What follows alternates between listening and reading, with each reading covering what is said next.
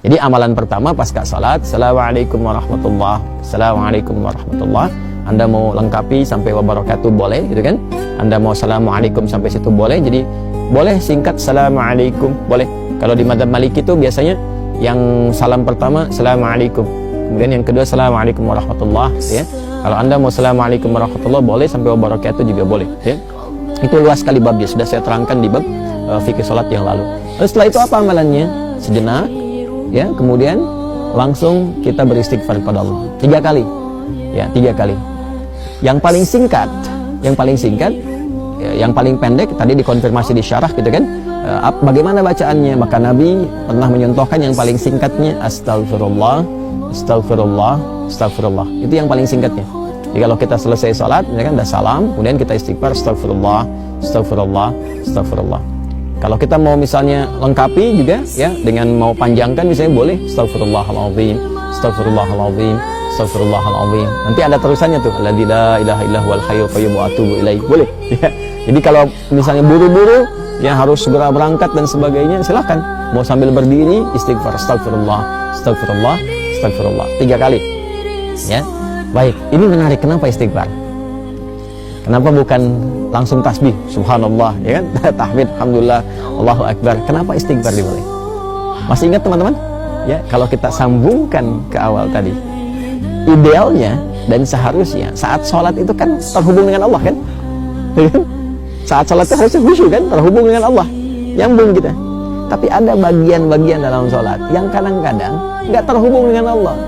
Bahkan dimulai dari takbir pun kadang-kadang sedang nggak nyambung. Ya tahu-tahu udah waladolin gitu kan. Padahal tadinya baru takbir tuh. Ya tahu-tahu baru sadar udah waladolin kan. Amin tuh, ya. Nah, itu sesuatu yang kurang dan akan dilengkapi. Maka ketika akan melengkapi, adab pertama kita minta ampun sama Allah. Seakan-akan kita mengatakan begini, ya Allah, ampuni hamba yang seharusnya tadi dalam sholat, ya, hamba bisa maksimal terhubung denganmu, tapi ada bagian-bagian tertentu yang kurang maksimal. Maka sebagai adab kita istighfar. Astagfirullah, ya Allah saya minta ampun, ya Allah saya minta ampun. Ini kaitan dengan sholatnya. Ya, ini kaitan dengan sholatnya. Ini bagian yang pertama. Baik, yang kedua ada kaitan juga nanti dengan pembuka ke doa. Pembuka ke doa. Karena doa ini doa yang terbaik itu salah satunya, ya. Salah satunya adalah doa yang dimulai dengan istighfar. Doa yang dimulai dengan istighfar. Karena doa itu spiritnya begini. Doa itu kan permohonan yang paling suci, bersih. Nah, akan sampainya kepada Allah yang Maha Suci. Sedangkan sifat Allah dalam menerima doa disebutkan oleh Nabi, innallaha thayyibun la yaqbalu illa thayyiba. Allah itu Maha baik, Maha Suci, tidak menerima kecuali yang baik-baik saja. Ya, maka permohonan yang baik itu akan sampai kepada Allah yang Maha baik jika hatinya baik dan jika dirinya baik. Makanya ada orang-orang yang ketika bermohon kepada Allah, dicontohkan oleh Nabi, dulu ada orang-orang, Nabi, saya katakan langsung hadis Nabi saja, ya. Qala Rasulullah sallallahu alaihi wasallam bima ma'na atau kama qala Rasulullah sallallahu alaihi wasallam, thumma dzakara ar-rajula ash'atha aghdara yutilu as-safara, ya kan? Yamuddu yadayhi ila as-sama'i fayaqulu ya Rabb. Faqala Rasulullah sallallahu alaihi wasallam anna yustajabu lidzalika famat'amuhu haramun wa mashrabuhu haramun wa ghudhiya biharamun fa anna yustajabu lidzalik. Nabi mengisahkan seorang lelaki yang menempuh perjalanan panjang. Perjalanan panjang yang diniatkan untuk menaati Allah itu berpotensi mengabulkan doa. Makanya kalau sedang safar banyak berdoa. Safar ke yang baik-baik, ya, bukan safar ke tempat-tempat gak jelas, kan? Kemudian setelah itu sampai di situ dia mengangkat tangannya. Orang yang mengangkat tangan untuk berdoa, kata Nabi, innallaha hayyun karibun. Sungguh Allah itu sangat maha mulia dan sangat maha memahami, ya, keadaan hambanya. Ya, maka ketika hambanya mengangkat tangannya, sulit, ya, untuk tidak terkabul doanya. Cepat bagi Allah mengabulkan doa. Demikian terjemah bebasnya kurang lebih seperti itu. Kemudian dia berkata, ya Rabb, memohon dengan al-asma'ul husna. Al-asma'ul husna. Memohon dengan al-asma'ul husna mempercepat terkabul doa. Seperti Quran surah ke-17 Al-Isra di ayat 110. Qulid Allaha awid ar-Rahman ayyamma tad'u falahul asma'ul husna. Sebut nama Allah, sebut nama Ar-Rahman. Kalau mau spesifik, pilih salah satu nama di Al-Asmaul Husna sesuai dengan kebutuhan kita. Jadi dia melakukan 3 hal yang seharusnya mempercepat doanya 3 kali lebih cepat dari keadaan biasa. Tapi komen Nabi apa? Kata Nabi, anna yustajabu lidzalik. Bagaimana doanya bisa dijawab? Susah dijawabnya nih.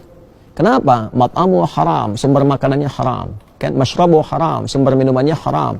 Ya, kemudian juga malbasu haram, pakaiannya haram, wa ghudhiya biharamin, dan perangkat hidupnya haram. Anna yustajabu lidzalik. Jadi yang haram-haram yang bisa bersumber dari maksiat, dari kesalahan itu menutup, kadang-kadang jadi hijab. Ya, semakin tinggi, semakin kuat pekerjaan haramnya, semakin tebal penutupnya. Ya, semakin tebal penutupnya. Tapi kalau haram-haram dosa-dosanya misalnya kecil-kecil, tipis tuh sekatnya. Ya, kalau tipis kan cahaya masih bisa tembus kan? Tapi kalau tebal kan mantul. Itu ilustrasinya begitu. Ya, sedangkan Allah kan pemberi cahaya, nurun ala nur.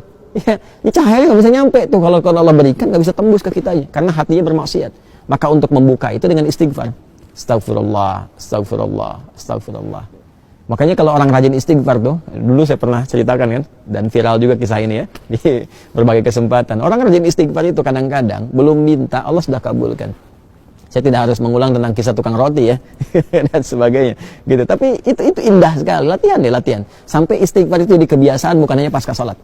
Ya, di jalan bisa istighfar, duduk di mobil bisa istighfar. Ya, kemudian kita kadang merenung bisa istighfar. Itu kalau sudah menyatu dengan kepribadian kita, masya Allah, enak itu, enak, tenang, nyaman.